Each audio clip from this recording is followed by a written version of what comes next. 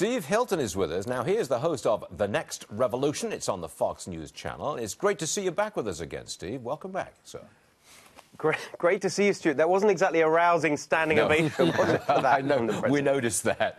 Now, look, when President Trump was elected to the Oval Office, people said, oh, this man's going to start a war. You can't put him on the world stage and make a fool of himself and make a fool of America. OK, you're an observer of the scene. He's on this tour of Asia. How's he doing? Well, I think generally speaking, if you go back over the past year, I think, as you were saying, to many people's surprise, his actions in foreign policy have probably been where he's performed best, much more sure-touched in terms of dealing with emerging crises and actually projecting strength, for example, over Syria, that no one really has seen for many, many years. So generally speaking, very good. On the specific question of trade, I think what he's done is incredibly important because for decades now, we've all been told something that hasn't been true. We've been told that completely free trade, as we've seen under globalization, everyone benefits from that. It's going to lift all boats. And the truth is, that's not true. When you look at the actual impact of completely open trade, then that certainly has lifted people in poor countries out of poverty. So poor people in poor countries have benefited.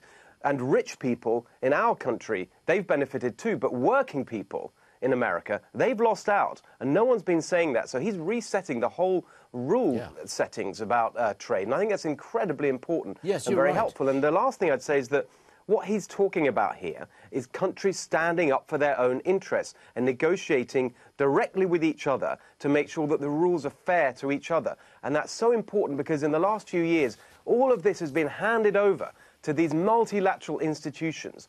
And everything gets lost in this sort of international language of mush by the diplo-bureaucrats who just hide the impact on the real people that are affected by all this. Tell us how you really feel, Steve Hilton. I mean, don't hold back just because you're out there in California, lad. By the way, the president did say, we're not going to enter these large agreements. That's what you were talking about, these large agreements that tie our hands. You're not going to do that. Quickly, Steve, Theresa May, Britain's Prime Minister, has set a date for Britain getting out of the European Union. The date is March the 29th at 11 p.m. Greenwich Mean Time, 2019. That's right. That's a long way off. How's it going? I don't think it's going particularly well, but I think the fundamental point, it goes back to what we were just discussing about in relation to trade. Frankly, everyone is far too concerned about these sort of international agreements and the negotiations and what happens. The real truth is that what happens to the UK outside of the EU is not determined by the sort of bureaucracy and the rules of engagement between the EU and the UK. It depends on British businesses being free to compete, being able to engage with customers and markets around the world. And that's all about things like education policy and training policy, and most of all, tax policy. And the last thing I wanted to do, if I've got time, is play your game of is something better than nothing on the tax plan here.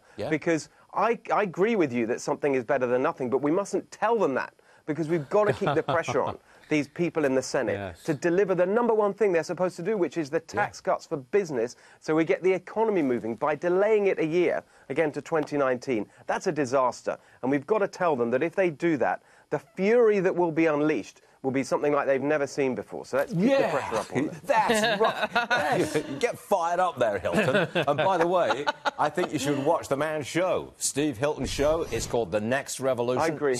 Yeah, I know you'd agree with that. Sunday, 9 p.m. Eastern Time on the Fox News channel.